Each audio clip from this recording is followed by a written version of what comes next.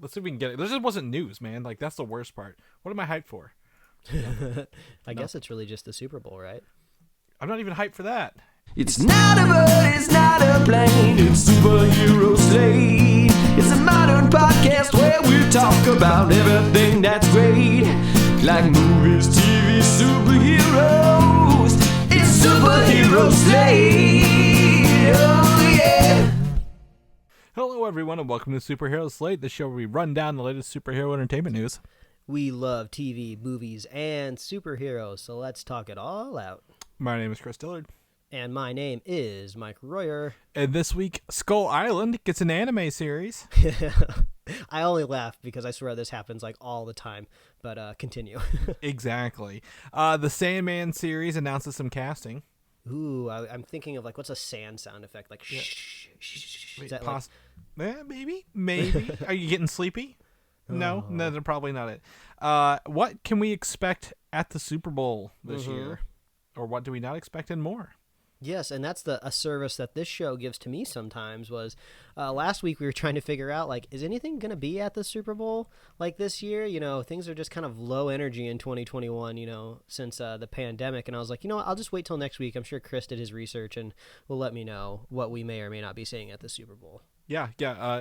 We'll talk about it here in a little bit for sure because the games are coming. It's the sports season. Yeah, we were just talking about this, like, pop culture wise, there's a little bit of a void at the moment, right? You know, if this was a normal year, you know, once January ended, we might be getting something really, really big in the theaters starting February, right? You know, that Valentine's Day slot is now a really, really big deal since, like, Kingsman and Deadpool. And sometimes March, if Valentine's is a little wonky, they'll go to March, right? Like, even then you're like, okay, all right. Well, I'm trying to remember, but sometimes you can get, like, some of the biggest movies of the year landing in March. Like, there was like, I want to say an Avengers movie or like a Captain America Captain America was once in March, I believe, late March. Yes. So, like, it's just now I feel like we're kind of in this pop culture void. You rightfully reminded me that we do have WandaVision to look forward to every week, and we will be talking about spoilers at the end of the show. So please make sure you're keeping up with WandaVision. And we said we'd talk spoilers whenever there were really, really big developments in the series. So stay tuned. And we think it's big enough to talk about. Yes. So stay tuned. We'll talk about that at the end of the show, just so you don't have to deal too much with, like, time codes, you know, in case, you know, you're not quite caught up. But pop culture void, like, really the only thing we had to look forward to, you know, we might get some fun stuff at the Super Bowl commercial wise, but really it's just like Kong and Godzilla, right? Like, I can't think of really any big things. Wait, you're not excited back. for the Snyder cut of Justice League? Mike? No, we'll talk. We'll talk about you're not that. excited. Oh my gosh, how could you not be? So I suppose if you are a Snyder fan, you might have a little bit more pep in your step, which it makes me jealous. You know, I wish. And also, I mean, not to do it, but Falcon and Winter Soldier is in March as well. That's true. But March just seems so far away, right? You know? Right. Tomorrow's February, but March seems like it's probably another 3 years away. So yeah, I agree with that. It's the shortest month of the year, but I bet it feels like the longest. They take money out now. I mean, no, it's been good this week. I'm a little. I mean, I would have to apologize, Mike. I am a little off this week. I took like 2 days off in the middle of the week, right? So I worked Monday, Tuesday, took off Wednesday, Thursday. And you also got sidelined by a snowstorm and had to stay in a hotel. I did. So my days are all over the place. We had tried to make an attempt to run to Cincinnati yesterday. We did. I went to an IKEA. I went to a Micro Center. I went to a Jungle Gyms, which is going to Mike, you saw my trip around the world in snacks I purchased this weekend. Oh, man. If you're not familiar with Jungle Gyms, I only know about Jungle Gyms for two reasons. One reason is because Chris tells me about it. And the second reason is my wife and I are watching a trash show, which a lot of people are familiar with, called 90 Day Fiancé. And they had one couple that was located in the same area that Chris lives. And in one episode, they went to a Jungle Gyms. And I was like that Leonardo DiCaprio meme for a Once Upon a Time in Hollywood. Yeah. And I was like pointing at the screen. I was like, Jungle Gyms, that's where Chris goes. Yeah. So there seems to be lots of fun international fare there. Oh, it's a whole international market, and you know, again, you know, everyone knows I get my Kit Kats, right? And this time they only had one new flavor of Kit Kats, but I made up for it, and essentially Lay's and the English European version of Lay's Walker's chips.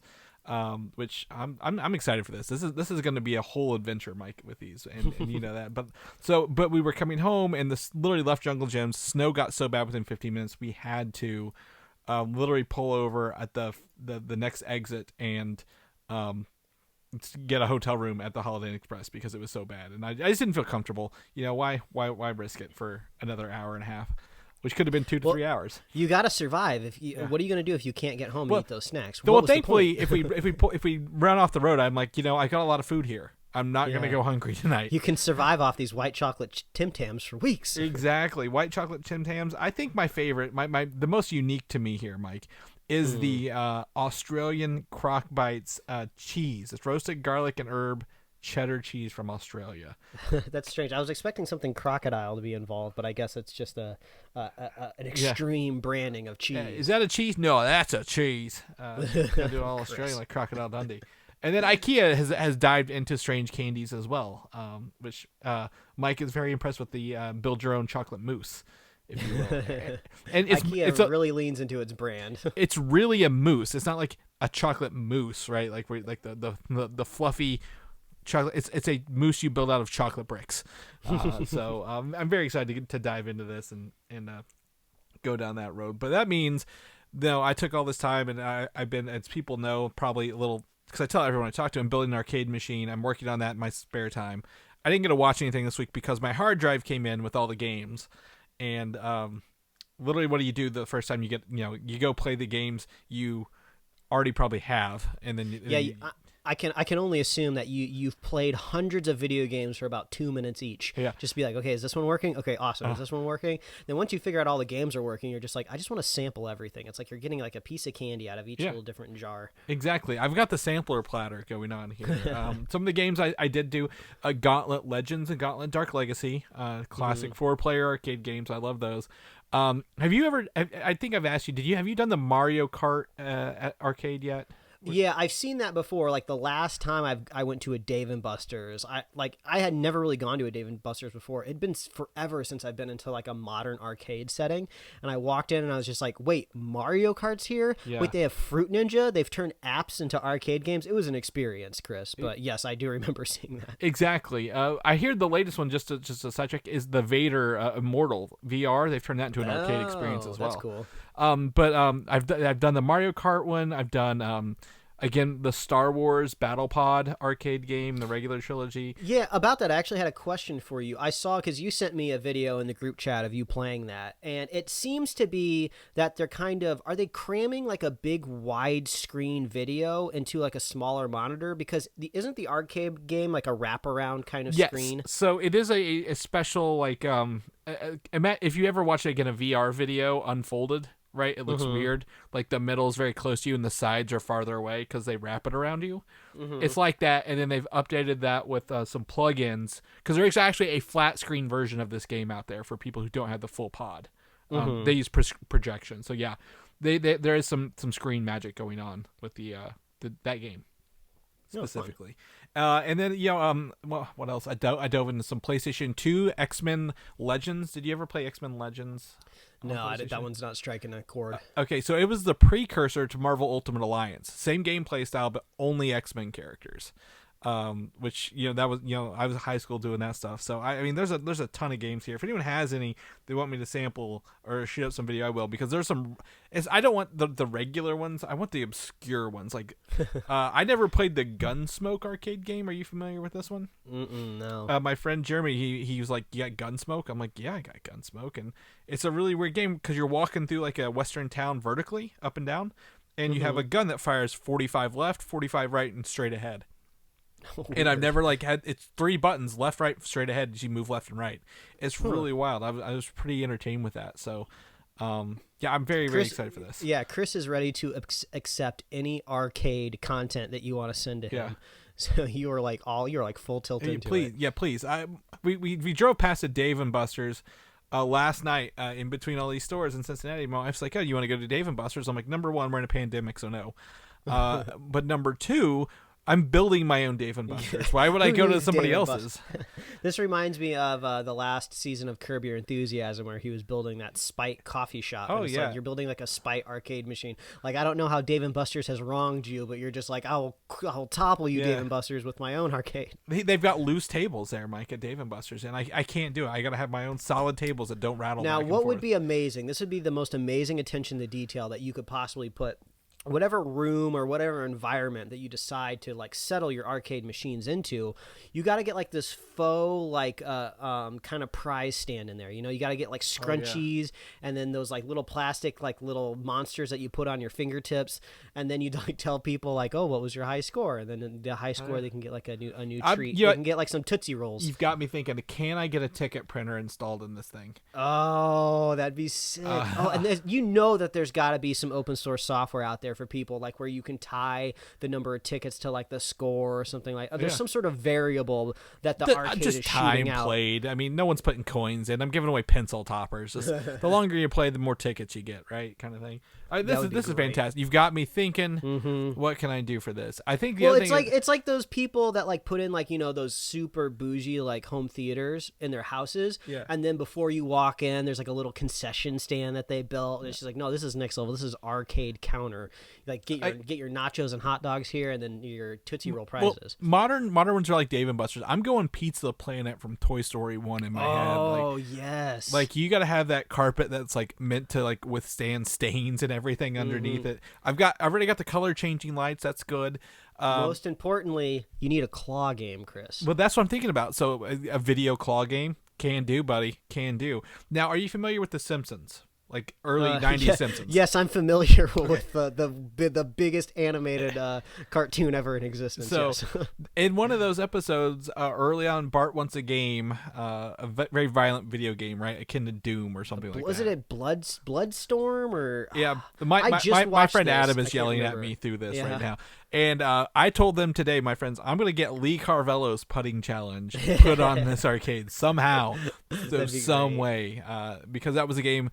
Marge got him instead, and he didn't really want that one. He wanted the other one. So I'm through hell or high water. I'm finding this, and I'm going to put it on there. I love it. That's what I got. I mean, you've got a QuaranStream. You've been watching stuff. I have not been. I've been hands on. Let me know what you got here, because the last one on your list I want to talk about. I'm gonna jive with you a bit. So let's kick it off. I've been hands off but eyes on, Chris. And are you familiar with HBO Max's new kind of theatrical debut, if you will, of The Little Things? Yes, I believe that's got is that Denzel Washington and Yes, Jared Leto? And Rami Malek, who are in this one. Mr. So Robot himself. Yes. So when you get a cast like that, and when the movie is basically, you know, quote unquote free to stream for you with your HBO Max subscription, you're going to check it out. And I have to say, I don't think you're missing much here, unfortunately. You know, it's written and directed by the same person, so you kind of get those vibes where like the director is just like really loving the stuff that they wrote, and when maybe it's really not as great as they think that it is. And since you're kind of coming at it from like this kind of detective noir, slightly period piece, like it's technically set in the 90s, so you know you don't have any like cell phones and stuff like bogging down the plot, if you will. But the payoff, I'm not going to give any spoilers in case anybody wants to watch it, but the payoff is just not satisfying like you want it to be. So that was unfortunate. The performances were fun. I mean, man, Jared Leto is so good at playing a creepy person. Like he could just continue his whole career just like being really, really weird on screen, and I would love it.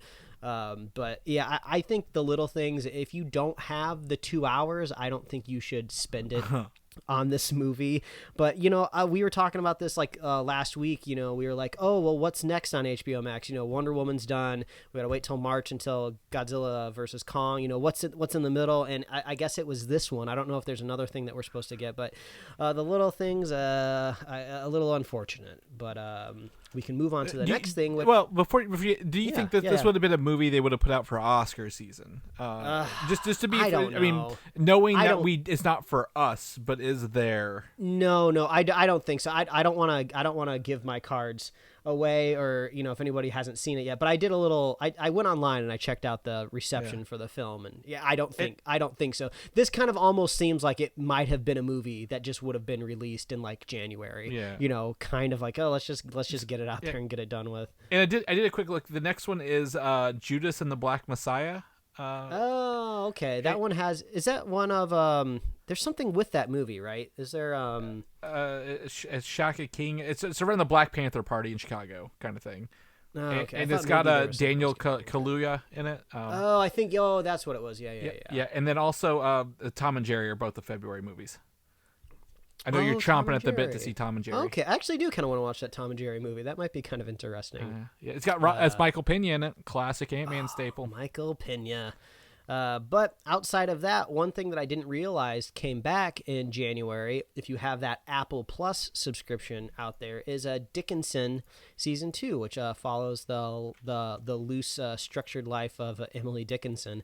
And I talked about the first season on the show when we watched it, and it's just really fun, and it's just really funny. It's about like the late 1800s, Emily Dickinson like living in, I think it's Maryland, but like they every once in a while they just kind of like break the format and they just like throw in like modern music or just modern slang and lingo. It's just really, really, really, really fun, and I think they're on like episode like 7, and I think there's supposed to be 10 of them. So yeah, go check out Dickinson if you have Apple Plus, because they pushed everyone's free trial and subscription to July. Because I bought a MacBook Pro last year and they gave me like a free year of Apple Plus, which was supposed to expire in like June. Then I got an email that says, oh, we've extended you to July, but then apparently everyone's been extended to July, no matter when your trial started or is supposed to end. So I think it's just sneaky earnings call stuff, once their second quarter earnings calls come through, they want to be able to say, oh, we have X numbers of subscribers on Apple Plus. Here's the other thing with this, because I am an Apple TV user, right? Of the physical variety of this, not the streaming. The hardware. The hardware. They actually have not updated the hard drive or the media player since 2017, 3 years ago. So my guess, bear with me here, new Apple TV will come in during the developer conference this summer or this spring, when they usually announce this stuff. So then they can buy your new Apple Plus so you can get your next year free. Yeah, so it's either going to come with the new Apple TV again for new accounts, or hey, watch it on our new Apple TV box with a new remote, new features that aren't available anywhere else, kind of thing. Turn your Apple TV sideways and see it from a new... No, I'm kidding. That's Quibi. Watch Quibi. Yeah, but you can't on Roku. But yeah, so they haven't updated this in forever, so that's kind of why I'm interested to see if they update the hardware, and that's where we see at this exact moment, and they know that they just... My understanding is, in terms of electronics, they can't get things in from overseas right now, so everything that they thought they were going to do is delayed by a little bit, but whatever. So anyway, sorry to interrupt. Dickinson season 2. No, but that's a recommendation for Dickinson season 2. Everybody needs content right now. So there's a good chance a lot of people listening right now have not tapped into literally a single thing on Apple Plus. And I don't blame you, because money's scarce, and why blow it on a streaming service when you could feed yourself, right? But if you happen to be able to dive in, there's stuff that you can watch there. I still highly recommend Ted Lasso.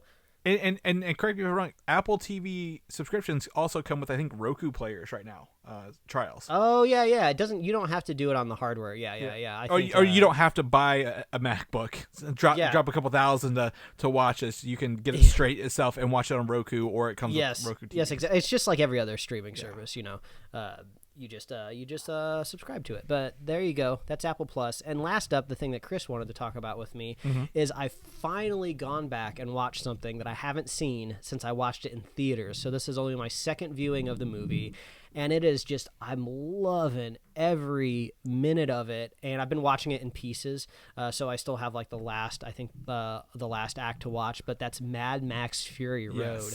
And this movie is so good. And I actually kind of like that I'm kind of watching it piecemeal, because it gives me more like time to just enjoy it. And it actually kind of feels like this could have been a really, really cool HBO like limited series, Hopefully it would have the same budget if it ever existed. But it's just kind of split up very, very satisfyingly. And this movie is just so good. Everybody's, gone on and on about it for years. Everybody knows it's good. I'm not exactly like early to the party on this one, but I think my favorite thing about the film, watching it for a second time, is how much work George Miller went into showing and not telling you, right?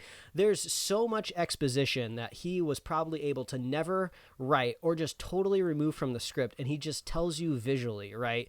You know, they just offhandedly talk about these places like the Bullet Farm, and then later on in the movie, you kind of have these heads of these different areas show up chasing Furiosa, and there's this dude who's just decked out in bullets. Like his entire clothing is made of bullets, and you're just like, oh, that's the dude that runs the Bullet Farm. Nobody needs to tell me that he runs the Bullet Farm. I just know it by looking at him. He has a wig made of bullets, which is just like, I love all of that visual stuff. So this movie was the first one I played when I got my Atmos sound system set up, because this movie, as you mentioned, doesn't have a lot of dialogue.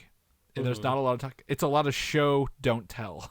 Yes. But also coming with show is you got to listen. Because there's nothing better than the car sounds, right? Like going against everything. The storm, you know, it's a visually beautiful movie. I also watched it with when I got my new light strips. I've watched it 3 times this year, or within the past year, when I got my new sync lights, because there are colors all over this palette for this movie. You know, there's a lot of orange and yellow, but like there's more. So this is a very good example of a movie that, again, shouldn't have been as good as it was. But provides, you know, audio and visual in a way that, you know, we don't get normally in our theatrical blockbusters, right? It's not a safe bet when they made it, but it turned out being a fantastic film. One thing that was kind of weird, though, that I kind of picked up on the second time is I do not understand what's going on with Tom Hardy's voice. Right. And in the first, I want to say half of the movie, his face is kind of covered with like a cage or something like that. And like, I don't know if they like ADR'd his voice in, or if he's doing some sort of special thing for his interpretation of Max, or if like George Miller did some sort of processing on his voice. He just sounds very odd. I don't understand what it is. But later on in the movie, he starts talking like a normal person again, kind of, once he kind of gets his humanity back and he's helping Furiosa. But it's just kind of distracting a little bit. So if I had to ding the movie in any way, I think it's absolutely phenomenal. It might be that really weird kind of vocalization that Tom Hardy gives in like the first half of the film. Well, I noticed it's like missed sync dubs. Like he's obviously ADR'd and it's not lined up. But to the point where it could be different lines is what I think it is. Yeah, like the whole movie is just, there's so much polish and it's so beautiful. It almost seems like, is George Miller trying to do something intentional here? Is he trying to like riff off of like vintage cinema and like he miss ADR? I don't know. It's weird and it's kind of bizarre, but the whole movie is so weird. I mean, that's the second thing I love the most about it, just how weird it is. It's just like, I'm going to build this bizarre world, which I'm sure you can see more detail if you watch more of the Mad Max franchise. I'm just not super familiar with a lot of the other stuff. So it's just so weird seeing all these differently weird shaped people wearing odd stuff, saying weird things, like the guitar guy on the bungee strings with the flame guitar. Like it again, I'm going to liken this to WandaVision, right? How episode 1 is. It's unapologetic. It's like, here is your aesthetic and here's what we're going for. I'm not going to tell you why everything is the way it is. Here it is. Yeah, just deal with it. It might be a little less weird also if you're Australian, because I feel like there's a lot of Aussie slang thrown into it. As to me, as an American, I don't get, like, I think somebody is called like a schlanger or something like that, and I feel like that's not Mad Max lingo, and maybe that's something from Australia. I don't know. I know we have a few Australian listeners, so if there's legitimate like Australian slang in Mad Max movies, let me know. But it's just a confluence of just a bunch of awesome stuff, and I love it. And I still have a little bit left to watch. I'm at the point in the film where they've turned the war rig around, and now they're coming back to the Citadel, if you will. And it's just like, oh, things are gonna get so good. So Mad Max Fury Road is on HBO Max. Just what a great library they have. Yeah. So go watch Fury Road if you've not watched it yet. And the prequel series starring Chris Hemsworth, Anya Taylor-Joy is in works right now, so we'll get the Furiosa prequel later. Hopefully it's as good and doesn't suffer from prequelitis, but we gotta figure out how she loses that arm, man. Yeah, that's true. They never tell us. All right, now we're gonna switch gears, because you know what next week is, right? Oh, it's the Super Bowl. And what do we like most about the Super Bowl? Snacks. And commercials. Right. So let's start off by talking snacks. Mike, you have finally, a month later, gotten your hand on 3D Doritos? It's like the Zelda meme where Link opens up the chest and da-da-da-da. Yeah, I've been looking for 3D Doritos for like the entire month now because technically they were supposed to hit shelves at the very beginning of the year, but it seems obvious that their rollout is supposed to coalesce with the Super Bowl. So you're probably not going to really start seeing them on shelves until probably this week or next week because they want you to be eating them along with the big game. But I finally found them, and it was actually kind of fun because I found them at a CVS. First, at the back of the store is where I found the spicy Cool Ranch ones, Yes. which was fun because I've been looking for them forever. So I was like, yes, salvation, I have found them.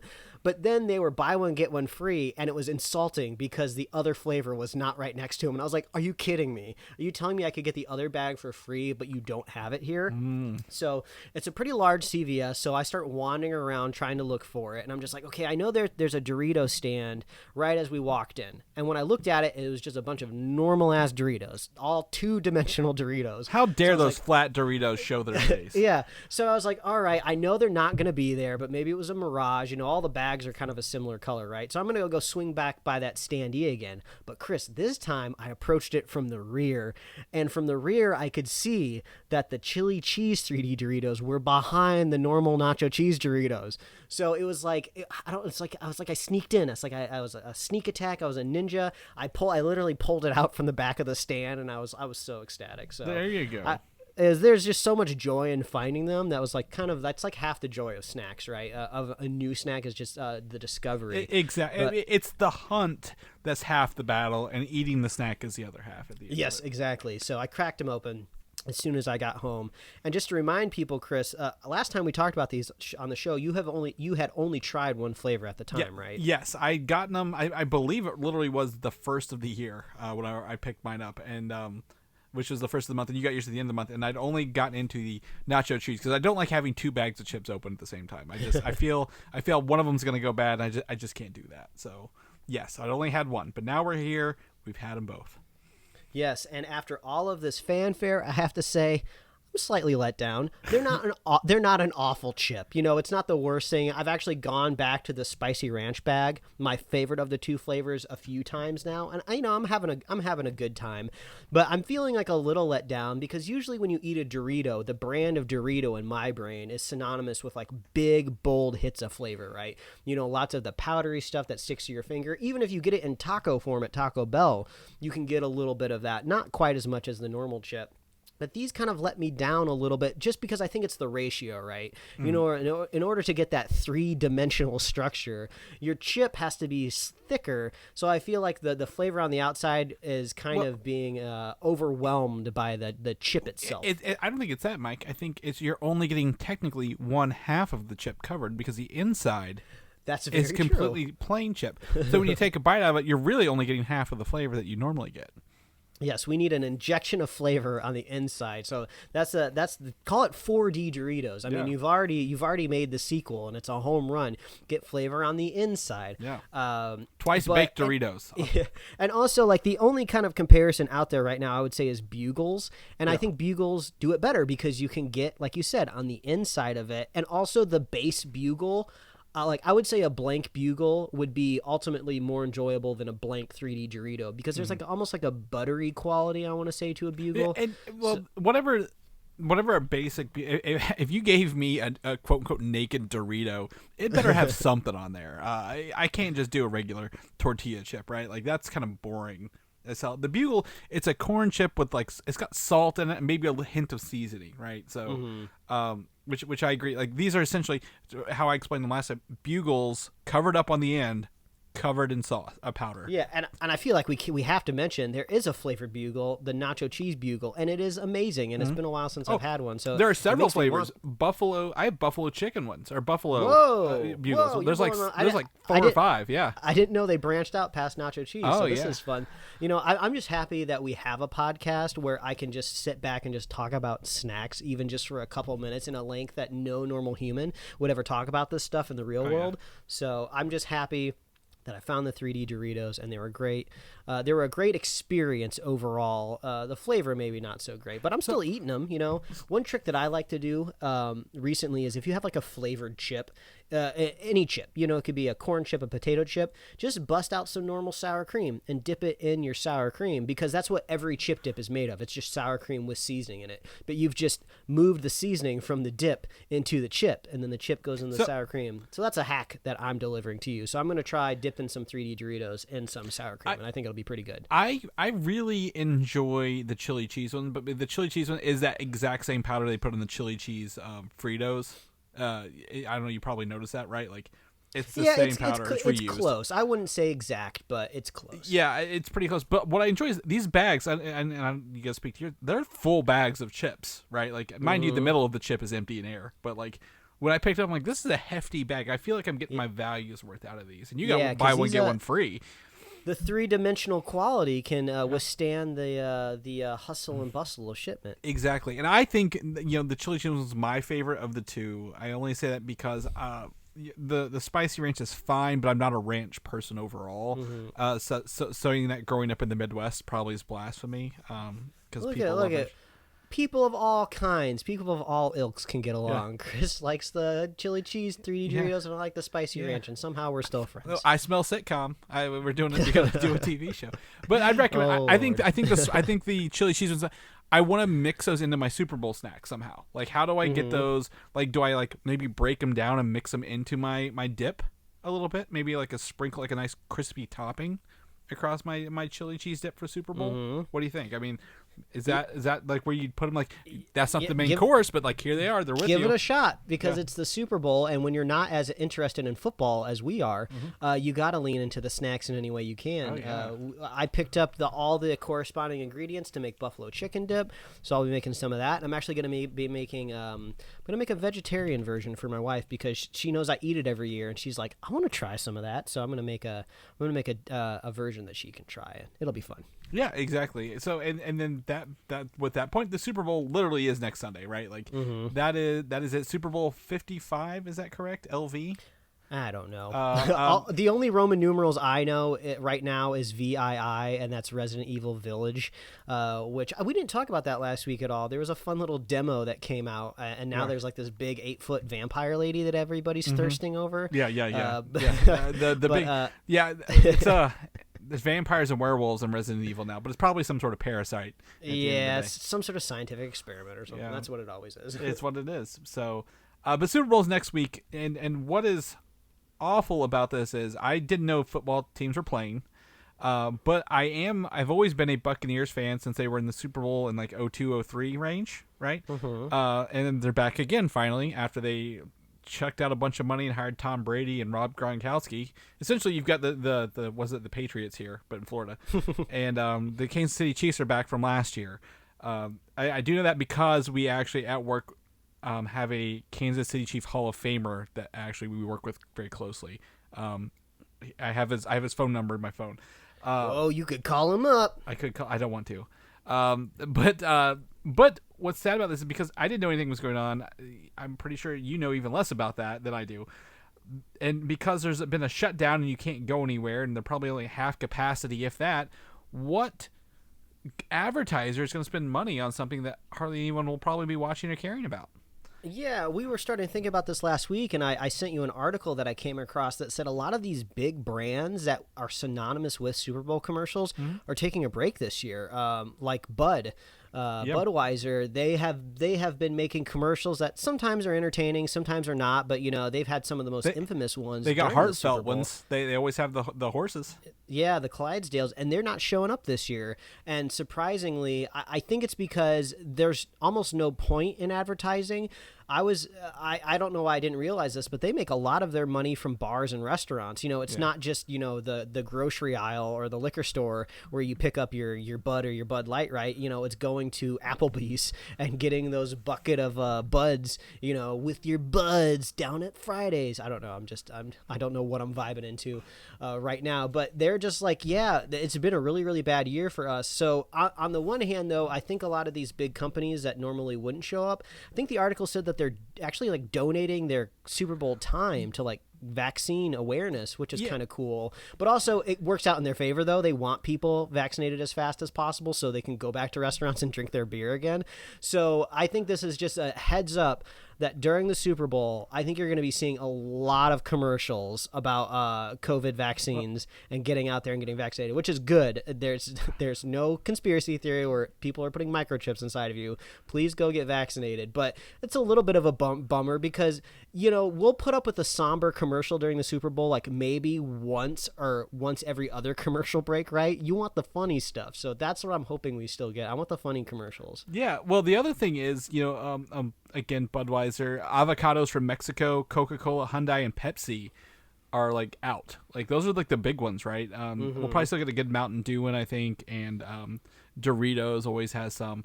But like earlier this week, CBS still had not sold out of its advertising inventory, which is wild to think of. So like, what does that mean? Like, what are we missing here other than commercials? It's trailers. the movie trailers. And why do you think we're missing movie trailers at the Super Bowl this year, Mike? Well, because they don't know when the hell they're coming out. Yeah, How do you advertise a movie without a date? Right. So I think I put a list of possible movies that could have trailers here because they are very, like, these feel very more solidified than others, but I could be very wrong by a long shot. And I think the first one I'm going to drop in here is I would not be surprised if a Venom 2 trailer drops. Makes its first appearance. Venom is no stranger to releasing their first trailer with basically nothing that anybody wants to see. The first Venom trailer was just Tom Hardy, and that was it. There was nothing else. So, and since this is a first debut trailer, I think they could put it out without putting a year on it. They could just say later this year. So only they do in have theaters or something like that. Yeah, they have some wiggle room with Venom. Yeah, and again, like I said, I watched Zombieland 2 right last week. Woody Harrelson. I want to see Woody Harrelson in this role, right? Like, give us the Carnage character. Show us what it's going to look like. Make me feel comfortable. It's not going to be exactly the same color as Venom again, and just be another palette swap villain. Give us something cool. Marvel's got a couple that are coming out this year, and I'm going to drop these for next. Shang-Chi and the Legend of the Ten Rings, which is now in summer, right? We are in that window where we're supposed to be getting a debut for this July movie. Give us a look at that. Tease us. Make us salivate for the fighting scenes. And Eternals, which has literally been completed filming, was supposed to be out last November, ready to go, right? Like that's in someone's holster somewhere, ready to be pulled out and shipped out to all the movie theaters. You can click play on a hard drive somewhere in the world and watch this movie. Yeah, exactly as it is. No reshoots. So I think those two movies are prime for this. Now I think Eternals is a little farther out. Again, I moved back one whole year to another November. That may be my least likely of these to be kind of in there because of its proximity. But the toys are hitting. All the merchandise is hitting stores for these. So how do you drum up some hype for those without releasing a movie? Give us a teaser. The other two Marvel properties I think are going to hit closer. Falcon and Winter Soldier, right? It's coming right up. They did the first look last year at the Super Bowl. What's more American than the fight to be Captain America? Yeah, I guess. And then Loki, I think, which is one of the most popular trailers to come out of the Disney Investors Call last year. Yeah, I think those two, along with the next one that you have on the list, Justice League here, is pointing at what I think we're really going to be seeing is commercials for streaming services, right? For different shows, for different services. Now, I didn't watch any of the championship football games last week, but I was told that that's when Paramount Plus finally started debuting their commercials for Paramount Plus, which is the CBS Viacom streaming service. So it does make total sense that it would be airing there. So I expect to finally see these Paramount Plus commercials. I'm sure Netflix might possibly have a version of that sizzle reel that they had earlier in the month with all of the new movie every week. I wouldn't be surprised if we see that airing during the Super Bowl in some form or fashion. We're going to be seeing streaming stuff up the wazoo, which is good because I want to see trailers for this stuff, right? I want to see exclusive first looks. So usually what we do, over here at the podcast is come Super Bowl, we'll give you like 2 parts, right? We'll record a news episode, and then we'll record like a post Super Bowl episode where we talk about all the trailers, so we can get that reaction to you as fast as possible. I don't know. I feel like we might have to wait and see what it looks like next week. Maybe we only do 1 episode next week, and we just talk about everything all at once, because we don't really know what we're going to be getting. So if you're one of those what do they call, like, day 0 listeners of the podcast, you might have to wait a little bit later. This might be like a midnight listening for you for the next week's episode. And what is, again, just to think here, because I'm going to talk about Justice League, what's the value of putting a commercial during the Super Bowl when literally the whole reason we're getting this fucking movie is a Twitter movement, right? A hashtag. When they could literally just put it online for free, run a quarter of the cost on just small advertising through YouTube and Google, and get the same results. So again, we talk about streaming trailers and stuff like this, but like that model hasn't caught up to live action, or like, I guess, live airing stuff yet. Teasing their stuff, because I don't know, maybe, but it needs to, and I think it does. The only other movie I thought on this list that we could get other on DC other than Justice League is Suicide Squad. And I say this because HBO has been dropping like every week or every 2 weeks new content this year, right? New movies every month. And they keep adding more and more Suicide Squad footage. So what would be, we didn't really get a trailer last time. We got a first look. So why would they not want to drop a teaser during the Super Bowl for that? Yeah, I feel like any movie that maybe is not hitting summer but could possibly be hitting fall or winter could possibly get a trailer, just because they don't have to put concrete dates on it and then roll it back, later with an addendum. But yeah, I'm just hoping for something, right? Obviously we have these big brands that aren't going to be advertising, but we haven't gotten any word of, any studios pulling out for trailers and stuff like that. So expect streaming services, because they are booming. I think Disney Plus, I think Disney in general, Disney, the corporation, which gets so much of its revenue from theme parks, has had their theme park shut down for nearly a year now, and they're making more money than they've ever made before. And the parks aren't even like barely open, so it's just like they are just booming over there on the streaming digital side of things. So they got the cash to spare for probably like a Super Bowl commercial every commercial. Yeah, get the last 5 people who haven't signed up for Disney Plus to join us by buying a commercial. Seems like. The last movie I would add to this that could get a surprise Super Bowl movie trailer is, in fact, Kong versus Godzilla, or Godzilla versus Kong, whichever way it is, because it's literally coming at the end of next month. It was pushed back 1 week from March 26th to the 31st. I'm going to have to guess it's on one of our next announcements down here why it was pushed back, but they could do that. And you know what they debut in there, Mike? They give us MechaGodzilla. They should probably give us MechaGodzilla in this. Yeah, I think more and more of the internet, they're being very sleuthy. They're starting to come across a lot more fingers pointing at the existence of a MechaGodzilla. And, I actually wanted to talk about this just for a minute, because I think we kind of had a fun conversation off mic about this, of just like, does it make sense for a MechaGodzilla in this movie? So I must state that I do not care about this franchise, right? I'm not precious about this franchise. I don't care what they do or don't do. This is probably the last movie anyway. They can proverbially jump the shark every single act, every scene if they want to. I don't care, especially since I don't have to pay to see this movie, since I'm already paying for HBO Max, right? But we were having a real serious conversation of just like, does a movie with the existence of titans that theoretically live inside of the earth, and one of them may or may not have come from outer space with 3 heads and looks like a dragon, does a MechaGodzilla make any sense, right? Because that's one of these arguments that people have on the internet a lot, right? If there's one fantastical element in your movie, some people argue that everything and anything is on the table, right? If you have one person that's ever done magic in your franchise, anything can happen because you've totally thrown out the laws of reality.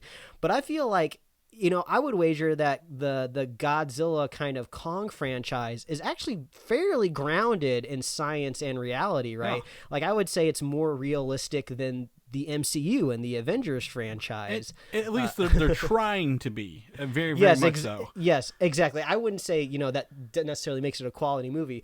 So the idea of trying to imagine like human beings in this kind of franchise that they've built, constructing a giant robot is just kind of hard for me to believe. Like it's kind of the problem I had with Kingsman 2, where, the first Kingsman was really, really fun. They had like fun gadgets that, weren't really realistic, but it was a fun time. And then in the second one, they were just like, yeah, robot dogs, whatever. It doesn't make any sense. That was one thing I didn't like about the movie, but it's not going to be a problem with me here because like I said, I don't care. Exactly. This again, Godzilla, if you go back and look at the old Godzilla, there's baby Godzilla, right? There's MechaGodzilla, MechaGhidorah, aliens, little twin women who talk to Mothra, right, and control. Like there is absolutely nothing about. It's really just a metaphor for nuclear weapons in Japan. And Kong was kind of again one of the first movies, right, 1930s. It was movie magic, and now they've kind of put them together in this MonsterVerse. And I think I agree with you. Like this is, I think they've been able to escalate the stakes in these films realistically, right? Like, of course there's Godzilla, and then Kong, like in the past, like, okay, here's more of these creatures on this island, and then King of the Monsters, like, okay, everybody's waking up because there's a bigger monster on this, and then whatever the evil people, it's kind of like waking Megatron in the first Transformers movie, right? Like, we got him out of the ice. I think this can be fun, but I don't really want to see a MechaGodzilla. But again, as much as other leaks I have shown you outside of the show, pretty sure it's coming. It's going to be there. And does it really matter at the end of the day? No, I will disagree with you. I don't think this is the end of this universe. Okay. I only said because domestically, maybe not the best, but worldwide is where this makes its money. Kaiju creatures, until we get another good like, when are we going to get Pacific Rim 3, Mike? Another good Pacific Rim. Probably never, right? But like, I'd like the big kaiju monster creature like movies. Like, they're fun, brainless popcorn stuff where I can actually I want to play a round of Mario Kart on my phone while this is on. Perfectly fine. I'm not losing anything out by not watching the people talk about what if Godzilla gets to the city, how do we stop him, kind of thing. Yeah. But I think Godzilla versus Kong will be one of those. It's going to be like real hot for about a week or two, and then done. Once it's out of the zeitgeist, really. We'll move on to the next thing. Yeah. So in that regards, why I don't think it's dead is because Netflix has picked up Kong, or Skull Island, an anime series based on the Kong movie, Skull Island. So it's not an adaptation. They're actually going to be showing more creatures and more stuff on this island of Skull Island, right? Which we kind of just got a small taste of in Kong. But I wanted to bring this up because it's done by Powerhouse Animation Studio, which has done the Castlevania series for Netflix, which I know you really enjoy. Yeah, that animation studio is actually really hot right now. They really kind of took off once that first season of Castlevania did really, really well on Netflix. I believe now they have created their own original animated / anime series that's on Netflix. I think it's about like Greek gods. I haven't had a chance to watch it yet. And I believe they've also been tapped to make something else as well. So I think they're located down in Texas. So they're making a lot of stuff over there. So anime aesthetic is incredibly popular over on Netflix. And I'd be curious if Jordan Voight Roberts, it's kind of hard to say his name if you don't do it slowly, the director of Kong Skull Island, he's a big anime fan because I follow him on Twitter and he's really all up in that. So I wonder if maybe I don't think he's necessarily directly involved in this because I feel like it maybe would have been bigger news if he was, but I wouldn't be surprised if maybe he kind of like pops in on a Zoom meeting every once in a while and just like, hey, what are you guys doing? This is pretty cool. Yeah, that sounds cool. Great, good job. The other thing that Powerhouse is known for was they're going to do the Masters of the Universe show. Yeah, that's the other thing I was thinking. I knew they had another franchise that they were tackling under their belt. But I actually had heard of them not from this. They do commercials for like Coke and Old Spice and Oreo and stuff like that, and I'd heard them in the advertising world doing those kind of things, and actually working with Disney for some of their creations of stuff too. So I think as a studio, they're a wonderful place. It sounds like they're doing lots of great things. So kudos to them for keeping that going. But at the top of the show, I kind of laughed just because, like, I feel like this happens all the time, right? You get some sort of, like, popular video game or franchise, and there's always, like, an anime series of it for, like, at least a little bit. Like, I always think of, what's the video game where you're, like, a space miner, and it's kind of like a horror game? Dead Space. And Dead Space, yeah. There was, like, an anime, like, Dead Space series, so, like...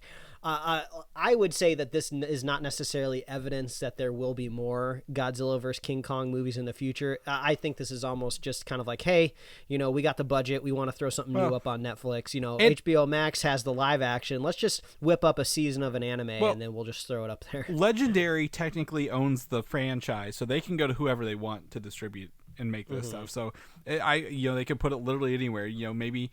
Paramount Plus gets another animated one based on Godzilla later. Who cares? Now, if I had to spin myself up a little bit here, I am totally okay with this series continuing on in anime because you can go a lot like kind of less realistic, if you will, if you're doing it in the animated space. And I totally forgot when we were talking about this. Netflix has actually had, I believe, a lot of success with their kind of 3D rendered Godzilla anime mini movies. The Shin Godzilla continuations. Yeah, it's like not mini movies, but they're kind of like a movie, but like it's a series of movies. It's like OVA, I think is what they're called in Japan. Yeah, so there's definitely an audience on Netflix who want kind of like this kaiju stuff. So it makes sense that it was laying there on Netflix. So who knows? Maybe we could be talking about like season 5 of the Kong anime here in a couple of years, and I'd be like, hey, remember when we talked about this? Do you remember the 99 Godzilla movie, right, that you love so much that everyone just really embraces? I think that movie's fun.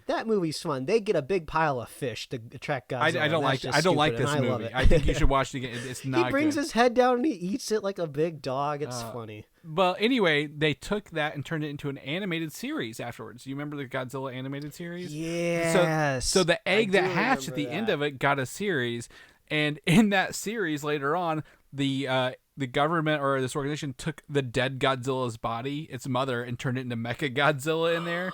So it had to fight. I do not remember that. Yeah. So oh my gosh, that I love that. That was a good show because it was like he's like, we can control Godzilla to do whatever we want because it imprinted on him. Wasn't it great being a kid where you had no expectations and whatever a studio or a television channel fed you, you just ate it up? Like, I don't care. I'm a kid. I love the Western Godzilla movie. I love the egg concept. I want to see it turn into a cartoon. Please sell me a juice or a snack chip that has his face on it. I'll eat it all up. Right. Well, now we have. My wife just picked up Lady Gaga Oreos, so I guess pop music people are getting into this whole snack craze as well. Nothing's sacred anymore. No, you're right. You know what else isn't sacred? Justice League. Oh Lord, you set me right up for it. I know we give this shit. Everyone talks. We're hard on. At this point, it's just fun for me. You know, it's just like the existence of this movie doesn't harm me in any way. It'll actually provide me with some form of entertainment for a couple hours. And I say a couple hours because it could be many hours. Yeah. But it's just fun to kind of dog on it. And anyone else, if you want to like this and you enjoy it, that's fine. We're not gonna chastise you for enjoying this. Believe us, we like some stupid stuff. Mike just admitted liking the Godzilla movie from '99. Come at me, bro. I like horrible things. Let me go dig out my list of stuff I really enjoy that are awful. But regardless, Justice League, the Snyder Cut, the Director's Cut, whatever we want to call it, is coming out March 18th, 2021. Mike, literally the day after my birthday this year, on HBO Max. I will get to sit down and really just dive into this movie here. And to celebrate that, he made a bunch of posters, but he's also somehow on Twitter, Zack Snyder, sharing images of the character Cyborg. Did somebody at Warner Brothers finally convince him to get off of Vero? Like, nobody's looking at your shit over there, dude. Get on Twitter. I don't know, because this is literally the... It's now confirming Martian Manhunter is in this, maybe, but using a picture of Cyborg, not Martian Manhunter. I'm very confused. Like, if you didn't know what these characters were, you'd be like, is that Martian Manhunter? Yeah, what is Snyder doing to Martian Manhunter? First of all, I wanted to not breeze past the date just too quick, because one thing that I saw online, which I didn't realize, is you would expect March 18th to be like a Friday, or who knows, maybe a weekend, or I don't know. It would make sense for it to be a Friday when most streaming stuff comes out. March 18th is indeed a Thursday. Yeah. And I correct me if I'm wrong, or maybe we don't know off the top of our head. I think March 19th, the following day, is when Falcon and the Winter Soldier premieres. That is correct. Which is just hilarious because it makes me think, was it supposed to come out on that Friday? And they're just like, oh, shit, we got to move it back one more day. So I don't know why they landed on that weekend. I don't know if just their scheduling messed up, or maybe it's a boon for nerds, right? You can watch 2 episodes of Falcon and the Winter Soldier because that's probably what they'll premiere with. And then you can also watch Justice League. Yeah. Well, I think they'll only do 1 episode because Falcon and Winter Soldier is an hour series. But regardless... Yeah, I'd put it second. I'd put it Sunday if I was going to be straight honest with you. Put it Sunday because then that gives you 2 days of Falcon and Winter Soldier, and then 4 hours of Justice League. That's your hot topics on Monday, right? When you walk into the proverbial office. I bet they're hoping that they can just kind of scoop Falcon and the Winter Soldier maybe a little bit, because like, oh well, we'll get maybe the Thursday afternoon headlines and maybe the Friday morning headlines, and then hopefully maybe they can just like get in front of Falcon and the Winter Soldier. But they just better hope there's not some sort of big momentous reveal in that first episode or that first hour of Falcon and the Winter Soldier, because that's what's going to take over Twitter once that airs. Right, exactly. So I don't quite understand it, but that's fine. It's just really weird. Again, I agree with you. It's a Thursday. It's fighting with a Marvel series. Not that there's no guarantee that Falcon and Winter Soldier will be better, but I think Falcon and Winter Soldier has longer lasting effects because it is the first episode of a series affecting a larger universe, where Justice League is a cul-de-sac for Snyder's work. Also, there's one thing that I wanted to bring up, because I do kind of feel a little bit like an asshole because I didn't realize this, but there might be a little bit more motivation for Zack Snyder to be giving the Snyder fans what they want. Not just because of his ego. I was kind of running with this narrative in my head that he was just really, really full of himself. And who knows, maybe that still could be true, but I guess the Snyder, the fandom, after his daughter unfortunately committed suicide, raised a bunch of money for like suicide relief or help. So I actually thought that was really, really cool. And that actually could be what's motivating him actually to make a lot of this stuff for his fans that kind of really came out for his daughter. So I wanted to just apologize just to myself, because I was like, oh yeah, that really could be what was motivating him to do this. But then at the same time, he releases like one of these Snyder Cut posters that's just the film reel over a bunch of destruction, and then it says the Snyder Cut with a sticker on that, and I'm just like, oh god, you're not helping the image I have of you in my head. Yeah. Like that's just like he can be both, Mike. He can be both. He can be a good person and want to donate to things, but then still be, as a filmmaker, so far up his own ass that those gray areas. Yeah. So yeah, he can definitely be that. But we have a date, March 18th. I'm gonna update our thing. We'll watch it. We'll probably do a review. Most definitely. You can stay tuned. We will be talking about that'll be a busy Sunday for us, man. We'll be doing a news episode.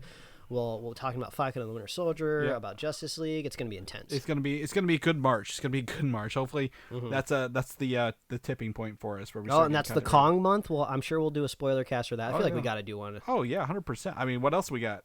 Nothing. That's just that. So there you go. On the flip side of that, HBO Max has announced that they're somehow, some way, doing something with the Harry Potter live action series. They've not committed to anything other than that. Yeah. We're talking about it.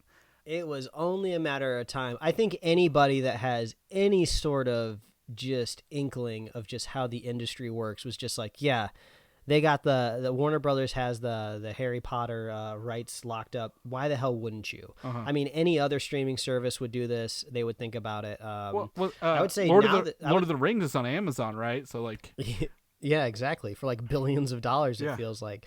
So now it's at the point of just like, how do you thread the needle of trying to go around all of the drama around J.K. Rowling? But then also if you go outside of the drama of just like, I do not like the Fantastic Beast movies that she has written. I don't think she should be in charge of writing these movies anymore. Leave it to like a screenwriter who understands it. She seems to be, I will give her this. She seems to be really good at dreaming up worlds and possibly also writing them down on paper in the form of a novel. You know who this sounds like, right? Who? George Lucas. George Lucas. I mean, he's great at creating the Star Wars world, right? But if you go look at when he didn't direct Empire, Return of the Jedi, right? So those are good. Like, but if you look at the prequels, I mean, he's not good at writing those movies. Yeah. At least George Lucas, on the good side, has kept his mouth shut, or at least not have gone after. You said outside of this, so outside of this, as someone in that field, he is very good at creating these worlds and stuff like that. And I agree with you. She is great at creating this world of magic and mystery, despite still being a horrible person. Yeah, so you can tell there's going to be like some fun marketing gimmicks that they're going to have to do to kind of like keep her name out of it, at the same time. But, really, when you think about this and you hear this, it's just like, okay, it's a series. Maybe a few years ago, you could have imagined maybe they would just straight up retell the Harry Potter story with Harry himself, which I think is still possible at some point in the future. After everything ages, new generations are born that have no idea, have no nostalgia for this. They'll dig it back up and they'll remake it. But now it really just seems like, okay, if you're making a Harry Potter premium streaming series, pick a Wizarding World timeline that hasn't been mined yet. I mean, it's basically the Star Wars formula, right? Right. So there's a couple ideas here, and this is why I want to get your thought. Do they go back to the 1800s where the video game will take place and tell a story like in that frame around, like not of the video game, but in the same era of the video game? Mm-hmm. Because, that's expanding. I say avoid Fantastic Beasts completely. Oh, yes. Absolutely. I say avoid the Harry Potter time frame completely. So do they do a sequel, trying to get the characters back for a season? Or like, what does the world look like, the modern world right now, post Voldemort, so they don't have to build fantastic sets for all these things? They're just using modern technology with the magic and stuff like that? Or do they try to give it a period piece backwards that they have to continually spend money on? Yeah, from the set point of view, we might have mentioned this before, but kind of the fun part about the Harry Potter wizarding kind of side of things is the wizards seem to have not have updated their aesthetic in quite a while, right? It seems like they've liked this certain era of the world and they stuck with it. They're going to keep their robes, they're going to keep their weird leaning houses, they're going to have cauldrons and like pots and stuff like that, and that's just the way we like to live their life. And then humanity continues progressing, with their smooth modern aesthetic and their smartphones, right, which is basically magic.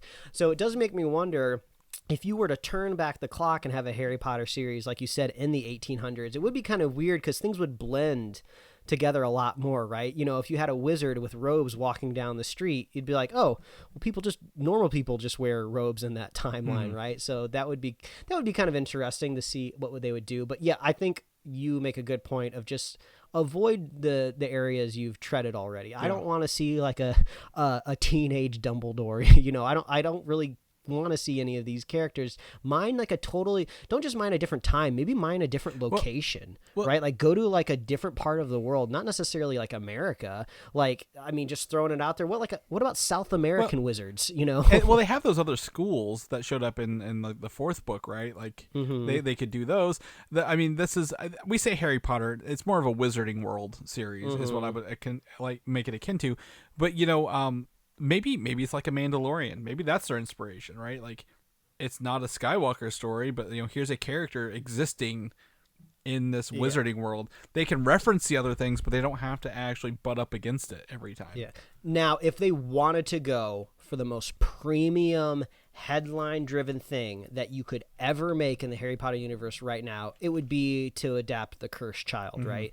You turn that into a couple seasons, you bring back all of the actors, Daniel Radcliffe, all of these characters. I mean, come on, that would be huge. I mean, that's the type of thing that could rival, like, Lord of the Rings hitting Amazon Prime, if you will. So that's also, still a possibility. But all we know for certain, Chris, is that our wives will have very strong opinions about what they should or shouldn't be doing, and we're just over here just kind of like pulling our puds, like not really caring, right? Yeah, not really. I mean, I've seen worse. I've worse ideas. I've seen better ideas, so I can go either way. But like, at the same time, like it's one of those things. Like,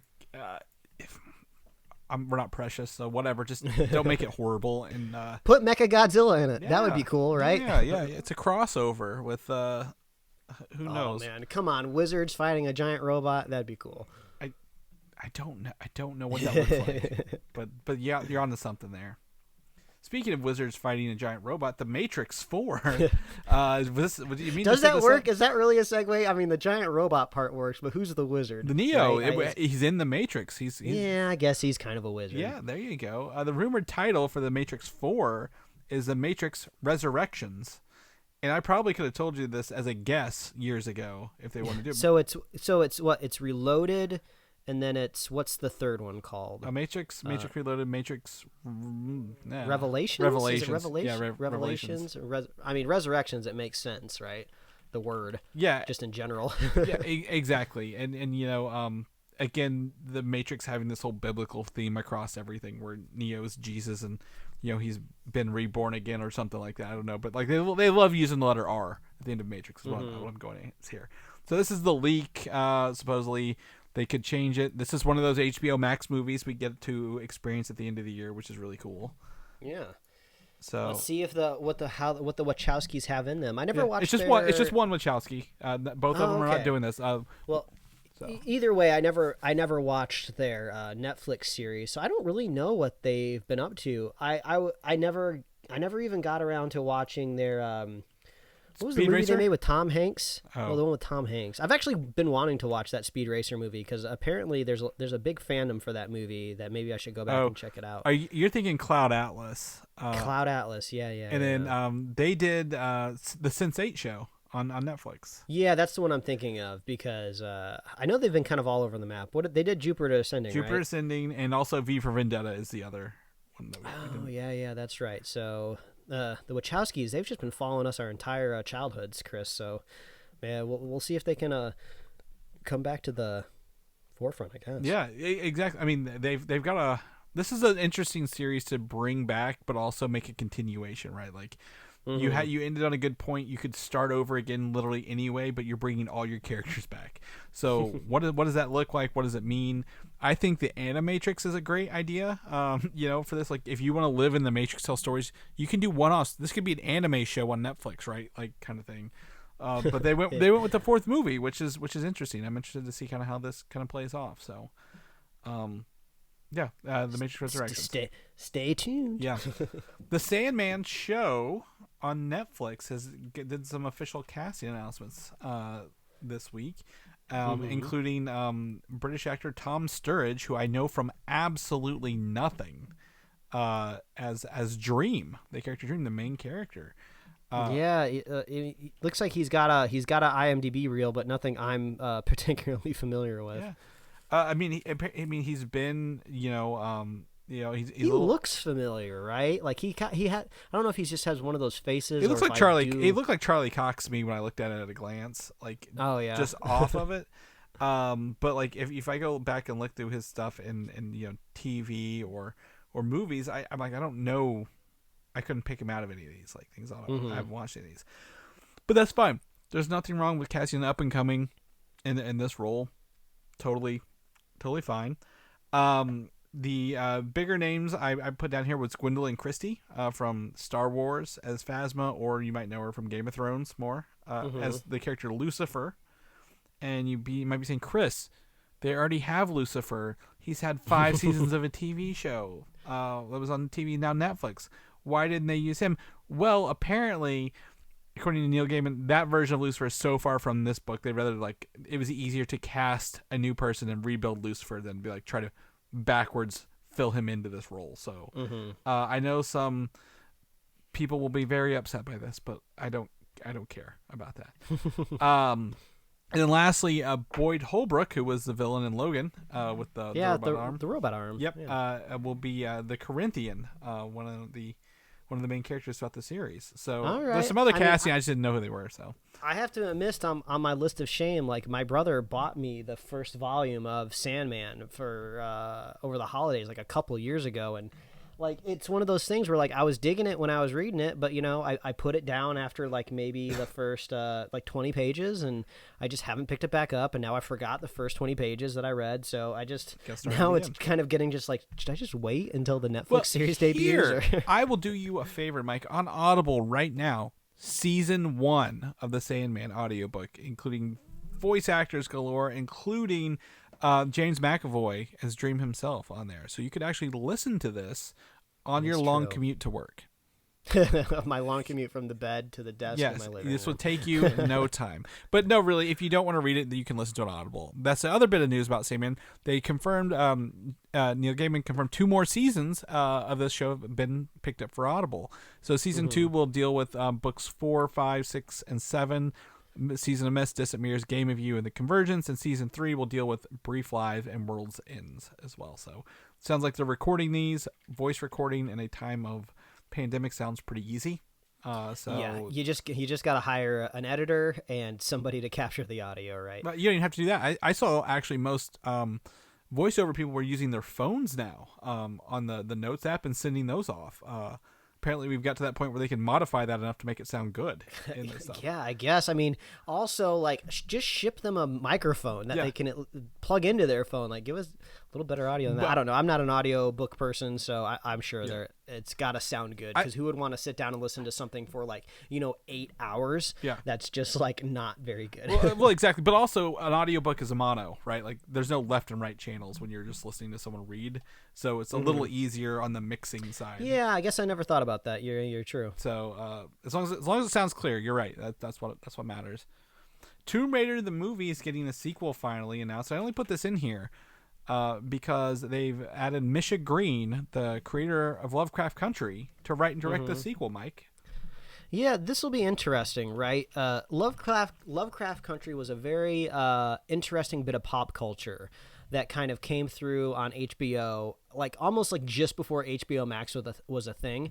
And it was okay. There's some really standout episodes in that first season, and I think I mentioned a few weeks ago on the pod that I don't think she quite stuck the landing of the first season, but there's lots of fun stuff happening in there. So it does make you wonder, what is she going to bring to a Tomb Raider sequel? But also, I think it's important to note, I haven't seen the other Tomb Raider movie, right? The more modern one. I'm not really attached to the Tomb Raider franchise. The most pop culture connection I have to that is just briefly seeing Angelina Jolie reload her guns from a backpack. And I think I only remember that from the trailers for those original movies. And then also, I never beat any of the original PlayStation games. I think I ran around for a little bit, but everyone also just used the demo disc version where she was running around her house and then you trap the butler in the freezer, right? So it's just that's as far as my connection to Tomb Raider goes. So yeah, if Misha Green's getting paid to make this movie, power to her. What I would do if you get a chance, and I know you're very not picky, but you're very choosy about what games you play. Square Enix's Tomb Raider reboots from the past 5-6 years are fantastic. And it's not like a continuation of those old games. It's not the hyper adrenaline, using Angelina Jolie action stuff from the mid 2000s, early 2000s. They've really come a long way in line with essentially Nathan Drake, a female Nathan Drake, if you will. Yeah, I do. Yeah, I do remember when they kind of rebooted those Tomb Raider games that people seem to really be vibing off of them. Yeah. So I know you're a big fan of the Nathan Drake, and they really just updated Tomb Raider to be that, where she's not it's not. There are some puzzles, but it's more of a journey exploration kind of thing. So yeah, probably the most interesting bit about this news is she's not just directing it; she's writing it. Yes. So she probably got an idea, I guess. Yeah. I don't know. Again, it's a sequel. Will they recast the original? I don't know. I don't know if you remember this. I actually walked in, saw the first 2 minutes of this movie, then had to leave the theater due to an emergency. So I've not caught up on the Tomb Raider movie either since I saw the first 2 minutes. Now that I think about it, there are segments in that first season of Lovecraft Country that feel very like Indiana Jones-esque. There's spelunking, there's caves, and there's adventure. So I think her aesthetics and her ideals could vibe with this. Yeah. So I think this could be good news for people who are really into Tomb Raider. But for me, I don't really care. And it's also, you're not giving this to someone like McGee or some other action film star, right? You're not giving it they could hire them as I don't know, but you're not giving it to someone who's just building a blockbuster to make a blockbuster. Look at this. Woman in a tank top fighting other women or something like that. It sounds like this could maybe have some substance to it. So, knock on wood there. Lastly, we're at the end of the episode, and you know what the end of the episode entails? Oh, a certain streaming show. WandaVision spoilers. So if you've not watched, if you're not caught up, please do. Hopefully you are watching. These are 20, 25-minute episodes. They are. I'm waking up at 8 in the morning. Well, I'm waking up before 8. I'm watching them at 8 in the morning before I leave for work. So like this is how these are fun. Like this is just another call to Disney. Please fix this. I mean, I wait as long as I can, which is just basically lunch my time, which is already 3 p.m. your time over on the East Coast. So and at that point, I've already been online, like working, like connecting myself to pop culture. So that's 12 hours. Luckily, That's 12 hours in the internet space, which is like, enough for Reddit to bring a stock up thousands of dollars. Like, that's what I was about to say too. That's enough time to destroy a bunch of short sellers. I basically, this episode was amazing. I loved everything about it. I think the biggest point that I tried to get across to you, because we started talking about this right away in the group chat. I was like, I can't wait till Sunday to talk about this. I felt electric. Like if you had a wirelessly charging like cell phone, you could have put it on me and charged your phone, because we've been craving something like this for so long. I mean, the last time we had any sort of really insight into the MCU, post Infinity War or Endgame, was just Spider-Man. That's all we've had, and they've only really addressed the blip in like a comedic tone. And I have to say, it worked really, really well. It was super funny. I love that bit of just like the marching band just like blipping back in reality. It was so funny, and then it just kind of peppers through the movie like just a little bit, but it's really more about Peter losing Tony more than anything else. Right. So I love that this episode, we finally get to go into the seriousness of what's it like when people come back. Of course, we've addressed it. What's it like when people disappear? We have Scott Lang, Ant-Man wandering through the Bay Area. Like, why is everybody gone? But he's also a comedic character in that, where we didn't really get to delve into dealing with the fallout of everything he learned along the way, kind of thing. So yes. So now we get to see like Monica Rambeau. I don't know about you, Chris, but it took me a second to realize what this kind of Ash effect was going on, right? It's been so long since I've ingested any dusted memes, from Infinity War. I almost thought it was like a dream, or there was some sort of like sciencey thing happening, because in the episode 3 we saw her ejected from the bubble, but then when she was in a hospital, I was just like, it was like my brain was like, oh, this is the blip, and I was like, I started losing it. Well, I was talking to my friend Brian yesterday about it. I'm like, where's the one place you don't want to find a bunch of people appearing all of a sudden? A hospital. And everyone's confused. No one knows what's going on. It's been, people have lived, people have died. Monica is obviously looking for her mother, who was recovering from cancer, but then also again died from cancer in the meantime. So how are these people dealing with this? I love that they're not they're not instantly back. I do love the reverse blip effect that they applied to all these characters, and the confusion and the mass hysteria. And I'm glad they didn't like beat us over the head with that forever, but it felt very much, kind of like a reverse Walking Dead intro, right? Like, yeah, like where you're not waking up to an empty hospital, you're waking up to a hospital where people are just everywhere. Yeah. And I love the fact that people have been there for 5 years and have just totally come to terms with the fact that people are gone. We don't know what happened to them. There's other crazy stuff happening on the planet. Who knows? They may come back, which is what Monica Rambeau's mother believed, that they could return. So it's crazy seeing these people come back to life, and they're so confused. And the other people around them are just like, whoa, like, you're back, like, but you have no idea what we've been through waiting for you for 5 years. So there's just so much at play, and I'm just so happy. Like, I've totally loved this shtick that they've been doing in the first 3 episodes of WandaVision, and I'm totally prepared for them to return to the shtick, even for an entire episode, and I'll still love it. But now that we finally got the delve back into the MCU, I mean, the first thing after I finished watching this episode is I reached back out to a friend who said that they couldn't even make it through episode 2. They couldn't put up with this whole framework that they built for the show. And I was like, dude, you got to get back on WandaVision now. No more waiting, no more complaining, no more belly aching. Catch back up, watch all the episodes. You need to be on this now. So, this is a good PSA for, tell your friends to hop back on WandaVision. Right. Now's the time. Well, the thing is, it's kind of like a Wizard of Oz thing, right? This is the curtain is pulled back. We're now seeing the world around this. Again, the idea is maybe, possibly, again, we're in spoilers here, maybe Wanda's the villain of the whole thing, right?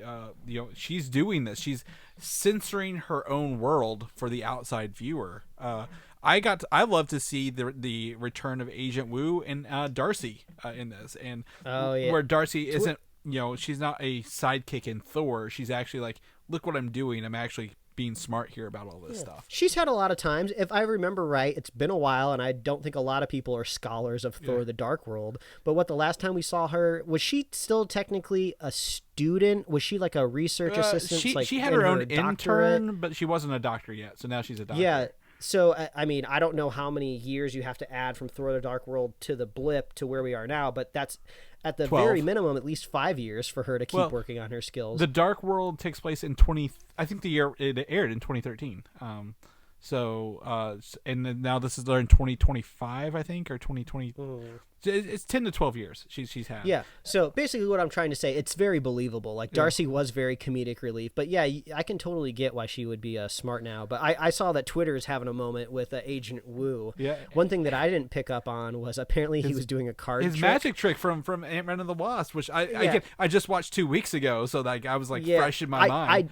I didn't pick up on that at all. But also, I didn't vibe the strongest with Ant-Man and the Wasp to begin with, so I don't really remember all of the nuances from it. But still, I like that, even in a streaming show, they're just like, we're going to put fun stuff in here. Yeah, like well, I mean, it's one of the gags is, again, Scott Lang is stuck at home, so what's he learning? Magic, right? By watching it online. And Agent Woo was like, how did you do that? And so he sends him the link. So in the later on, he's learning how to do the card trick. When someone interrupts him. So it's a really good callback. Like, this is the benefit of having a huge world to pull from, right? Like, these side small characters that only got like, a couple minutes of screen time, a half hour overall, were able to bring some of that into this. And you're like, oh, I know that character. Oh, I know that. Like, they feel at home here. They're not a brand new person. And we must mention how we're finally building Sword. Yes. Right? The last time we saw this, go back to the last Spider-Man movie, it was a post-credit scene. It was just the tip of the iceberg of what's to come, and now we're really diving into what happened. Like, I hate saying just Monica Rambeau's mom, but I don't remember her first name, and I can't recall it from the Captain Marvel movie. I apologize, but her mother being the one who really started that, which makes a lot of sense. There's a whole lot of S.H.I.E.L.D. shenanigans happening in that Captain Marvel movie. I could see how she could get pulled into stuff like that. There's a plaque on the wall. Did they call her the Photon? Well, her call sign when she was an Air Force pilot was Photon. That was from Captain Marvel, because that was and that's like a reference to maybe her character's name in the I think Monica Rambeau's name in the comic book as well. She went by Photon. Yeah, that's what I was thinking. I was like, that's got to be an Easter egg for sure. But it's crazy, even just like the nuances of just like, oh, Monica, this would have been your job, but unfortunately you got blipped and somebody else had to take the role. So I like how they kind of skirted that awkwardness of just like, let's just get it all out there. This would be your job, but you weren't here, so now it's my job. And then she just wants to get back to work. So. And then we get to we still need to know more about Sword, right? What exactly is going on here? They talked about space missions, right? I think they mentioned astronauts. Yes, astronaut. Like again, I think Sword is known for being essentially the alien threat. Shield's the earthly threat. Sword was the alien threats coming there in the comic book. So it sounds like that there is some theory that that's maybe the Fantastic Four were Sword agents. And maybe are out missing in space, and that's how they get their powers, through cosmic rays. We don't know yet. But yeah, they deal with space, which we think, that's where Nick Fury is with the Skrulls, who had contact with the Skrulls, and Nick Fury is, the Sword and Monica Rambeau's mother, who now I've forgotten about it because you said you forgot about it, and so that obviously blanked my mind in the same. Yeah, but I think the most important thing to draw from this, before we get into the little details of what exactly is happening to Wanda and Vision in this episode, is that the MCU streaming series are 100% adding to the narrative, right? Yeah. They didn't wait until, the next movie or the next Captain Marvel movie, the next big budget thing to really talk about S.W.O.R.D. or show like a space station out in space, right? They're laying the seeds and letting you know all about it right now. So that's what I really loved about this, is that finally we're getting that juicy content that we've just been given for like years and years now through the MCU. So I'm just so happy to finally see it, And this gives us a time frame. This takes takes place 3 weeks after the blip. Mm-hmm. So this isn't Wanda again in our world has been 2 years, 3 years? No, two full years, right? Since we said this is 3 weeks after the end of Endgame. Where everything's going on. So I did see someone actually sync up Monica's blip time with the Hulk snap. They were playing the clip from Endgame back with this, so showing like as she's in the hospital is literally when the Avengers facility blows up because Thanos attacked them. Like it's all happening at the same time, so that's wild to imagine. Like they're fighting Thanos literally while people are coming back within like 5 minutes of each other. So that's crazy. And also it's important to realize too, when it comes to Wanda's like mental state, right? She saw if the timeline, works out, and correct me if I'm wrong, Chris, she watches Vision die in front of her very own eyes. Yes. And then she blips herself and she's out of existence. And then, she comes back out of nowhere to basically start kicking Thanos' ass, and where he says, I don't even know who you are, right? And then so she finally gets the instant revenge that she's wanted to, right? And then within that I guess 2 week timeline, right? Or maybe even less, 1 week. We don't know how long she had been out there exactly off the top of my head. So she is like, this is her instantly grieving, right? There hasn't been like a period of time where she's trying to like him and haw, what should she do with or without Vision? It seems like she might have snapped like right after she left that battlefield. Well, they do show her at Tony Stark's funeral. Which is kind of dealing with it, but this is literally 3 weeks after that battle. So yes, we don't know what has happened other than Tony Stark's funeral in that time frame. I will tell you, this episode does give us the creepiest fucking image of Vision. Oh, I know exactly what you're talking about. Which with his milky white eyes and this hole in his head, and I'm like, oh. That is, I did not expect you to cut to that while he's talking to us all of a sudden. So that's probably one of the biggest things beyond all this other stuff that I wanted to talk about, right? Yeah. So from an audience point of view, us watching the TV show, we get to see Vision be autonomous, right? We get to see him have experiences outside, separate from Wanda, while she's dealing with her own stuff, right? So for me, as somebody watching the TV show, I get the feeling that Vision is sentient, right? That he is real and he's doing things on his own, and maybe not necessarily being controlled by Wanda. He actually seems to kind of look at Wanda occasionally and go like, wait, what exactly is happening here? He almost seems to be in on it. But getting this visual of him being dead, it makes you wonder, is he 100% a fabrication? Because Darcy does make a point in that episode to say, like, isn't he dead? Like, he should be dead, last I checked. I think there's two things to this. One, I think it's an animated corpse. That's extra creepy. Oh, that's extra creepy. Vision had a white version of his body for a while in the comic books, and this could be their version of that. But also, he is under her control because she erases one of the things he says, where he's like, there's something wrong here, and then she erases it, and then he sits down and he says something else, remember? So do you think maybe there's like some underlying code that's still left inside of him? Or maybe the residual mind stone power? Maybe this ties into the other question I was going to ask you. So when they're kind of writing down ideas in the science lab of what could be happening, I believe it's Jimmy that writes down, why is it a hexagonal shape? Why this specific shape? And I was thinking in my head, like, oh, is it that shape because that's the shape of the Mind Stone? But if I remember right, I think when the Mind Stone is set in his head, it's not that shape. Yeah. So, there's two theories behind this, and take these for what you will. There are 6 Infinity Stones, and there are 6 points on a hexagon. Okay, so that could be it, possibly. Because he was created by an Infinity Stone and her powers were gifted by an Infinity Stone. The other people think it's something to do with AIM, because AIM uses the honeycomb shape across everything. The beekeeper suits are AIM suits, right, from the comic books, and there was a beekeeper in this. Like, I don't know if is AIM doing something, like a resurrected AIM doing something to control her or make her think or promise her, like maybe they gave her the body. I don't know. My only other idea, which doesn't really have a lot of credence, because I feel like it's got to mean something more than an Easter egg if Jimmy Woo was specifically writing about it.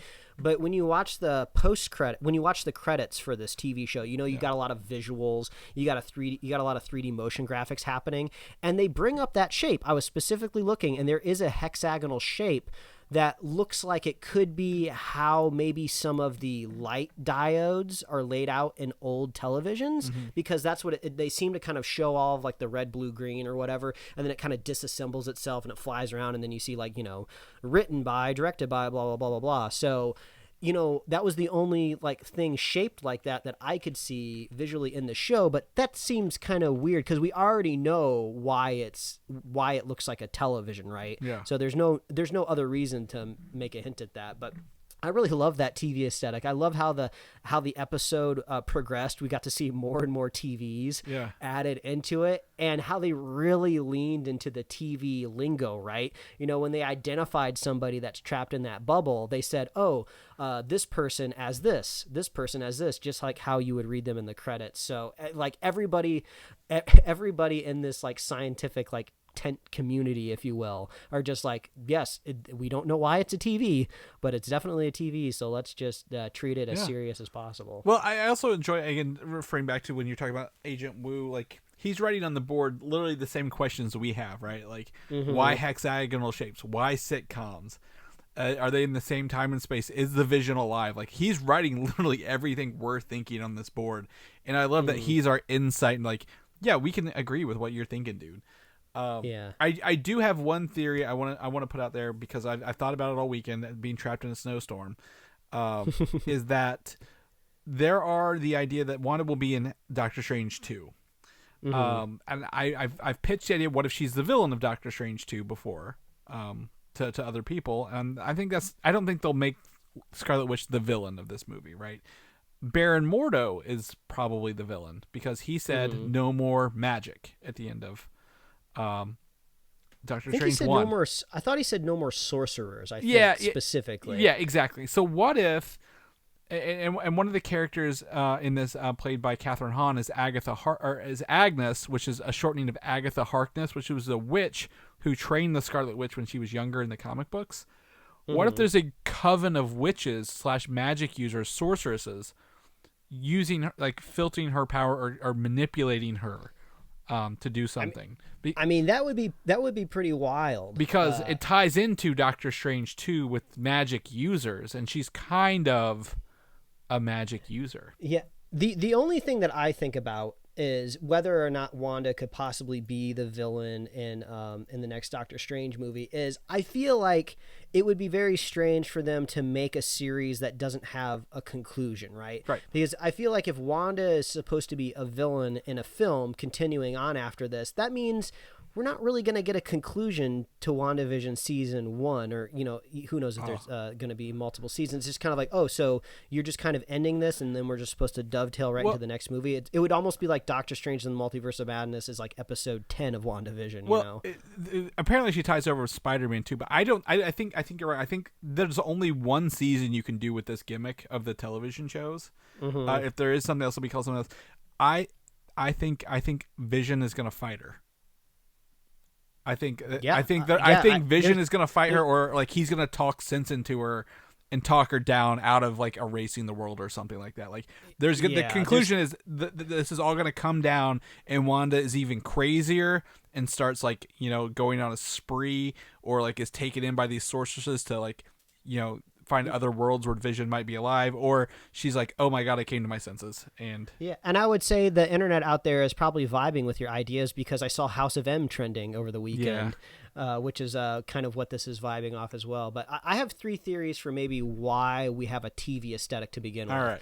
And they kind of they range a little bit. So the first one is I feel like it's got to be rooted in her childhood, possibly. Maybe we'll see a flashback of her and her brother Pietro watching television, right? Mm-hmm. She was from a foreign country, and there's always this kind of stereotype or this shtick where these other countries get TV shows later than the countries that they're produced in. So maybe they bonded over that. So she has this special connection to TV shows, and that could be kind of a fun way to maybe bring back a cameo for, was it Aaron Taylor Johnson? Yes. That's his name, right? Yeah. So they could possibly de-age them a little bit, but that could be a fun. My question thing to for see. that is, because they're slowly progressing through different eras, what will happen when they get to the Modern Family era, the 2000s, 2010s? Yes, exactly. And this could possibly hook into my second theory, which is when we don't know much about the period when Wanda and Vision fell in love. And I feel like that's really, really important for their backstory and this television show. We just kind of see them already smooching each other at the beginning of Infinity War, right? Yeah, that's at the very beginning of that. They're in that hotel or loft or whatever they're in, and they're loving up on each other. Maybe Wanda could have shared her love for television with Vision, which I have a feeling Vision has seen every TV show in existence, and he consumed it all in a microsecond, right? When he was born, there's that moment in Ultron where he flies up to that skyscraper window and he's just like looking out at the world, and he like literally takes it all in. But he could just be humoring Wanda, be like, yeah, I'll watch all of these reruns again. I've seen them all already. So either that could be where she fall in love with TV. That's how their love grew, or it could be a continuation from her childhood. I think those would be the strongest, right? My other third option, which is just something that popped in my head, it could be as simple as like literally right as she was having a psychotic break, she just happened to be in like a thrift store and she was by a TV and she just knocked her head against it. That's kind of dumb and stupid, but I suppose it's a possibility. But those are my my guesses. That's my spread. I'm putting most of my money on the first 2 ideas, but I'll throw like a 20 over there on the bonked her head on a retro TV. You never know, it could happen. It could be. My only thing with the TV thing is it has to be, again, this could work in yours. They were only watching sitcoms. A bunch of TVs fell on her head, Chris. She had no, not TV that one. The other ones. She had a flat screen fall on her head, and it's all of it. But like those literally like this is interesting that they only choose with sitcoms, right? But maybe that's the happy reality of all this. We didn't talk about episode 3, but episode 3 when Monica mentions Ultron, Wanda goes back into her Sokovian accent, doesn't she? And I'm like, oh shit, something's about to go bad. When she just had to utter that Disney Plus keyword, right? Yeah. I keep getting recommended Age of Ultron at the end of every WandaVision episode now, which is just, I find kind of funny. Oh yeah. So, but yeah, I mean, there's plenty of reasons that they'll probably hit us with a better reason than we both thought of, and be like, yeah, this is why. You don't know it yet, but this is why. It could be how she's dealing literally with her grief of losing Vision coming back, like literally just eating ice cream on the couch, crying, watching sitcoms, and she creates a world around her. I don't know. It makes me wonder now what the format does, right? It's hard for me to imagine them going back 100% into the format that they built in those first 3 episodes. It could be like maybe 3/4 of the sitcom, and then 1/4 of it is with the agents outside, and then maybe as we reach these last couple episodes, it starts flipping and flopping, and I don't know. I think they'll break the mold a little bit now that they've kind of laid this all out. Exactly. They're gonna now that we know that we were behind the curtain. We're seeing some of the magic, quote unquote, happen.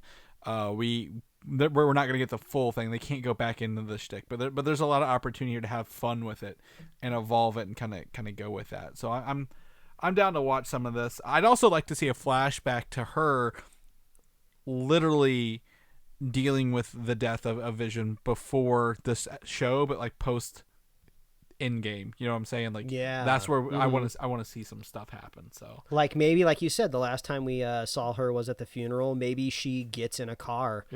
I guess she can fly. I don't. Does Wanda Maximoff need a car? Does she just like, no, I'll just fly around? But yeah, she could literally be getting in a car with maybe another Avenger or Shuri. What if Shuri shows up and she has the corpse in Wakanda? I don't know. Like, where is the Vision's body? And what? Oh yeah, that's true. Like if she literally is puppeting a corpse, which is so creepy to imagine, she had to get it from somewhere, right? Like it's not just like laying around. So man, there's so many answers. It's fun. There's so many answers that we want. This is great though. I feel like if I had to exhaust the saying, I feel like I'd say it every week. I feel like a pig in shit right now. This is great. Yeah. I want you to know, Mike, I used that phrase this week. Yes. Be proud of me. I grew up with this. I grew up with pigs, so it's not like it's foreign to me. But I use it with my wife when I got my arcade hard drive in, and I'm cycling through this, and she's like, "Are you okay? Like you're squealing." I'm like, "I feel like a pig in shit." As Mike would say, and she was like, "Okay, I'll leave you to it." Oh, that's great. That's great. All right, WandaVision, we recommend it. Get on it. You're gonna want to watch this if you're gonna be watching MCU movies for sure. So very excited.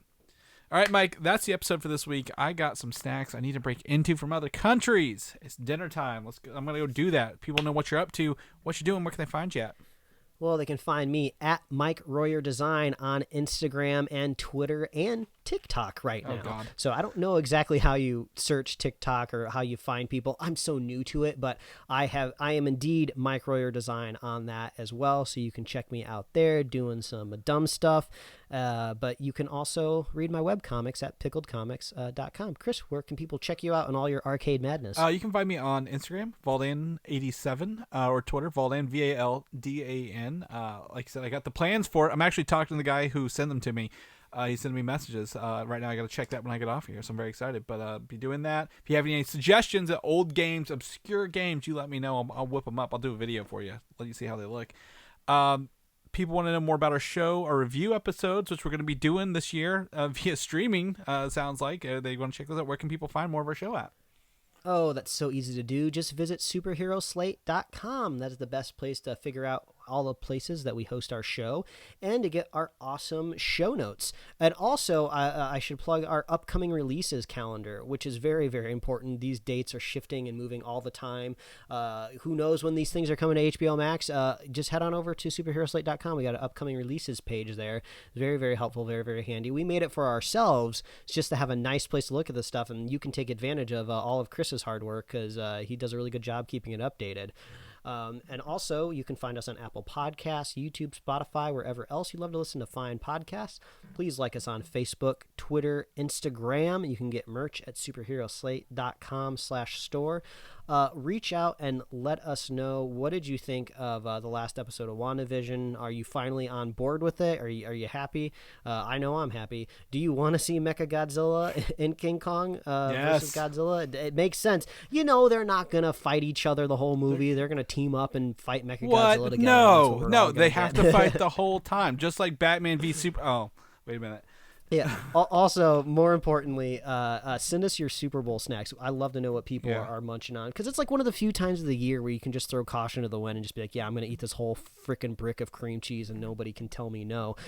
So that's what that's what the Superhero Super Bowl is for. So reach out, let us know what you're feasting on next week. And if you want to be a super fan of the show, all you got to do is share the show with a friend, share the show with a buddy, wear your mask, socially distance, schedule your vaccine, and make sure you follow up and get your second one so we can get this world back to normal. Please, I beg you.